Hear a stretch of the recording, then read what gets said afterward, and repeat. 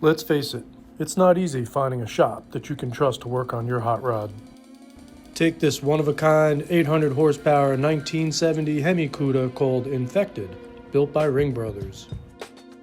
Every millimeter of this car is built to the highest standards of performance and style. It's got a Roadster shop, fast track IRS chassis with a transaxle and a torque tube. The level of hand-fabricated and high-tech details will blow your mind. And the best part?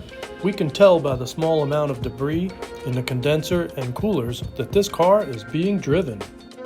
And as you can see, it takes a fair amount of planning and preparation to properly service this car.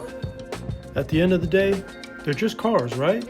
We want you to drive your hot rod, enjoy it, knowing that we'll give your car or truck the same level of care and professionalism that we gave to this Ringbrothers cuda. Tomorrow, we'll button up all the final details on this project.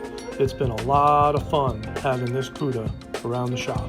But before we get too much farther along, it's time for the absolute best part of this job, the test drive.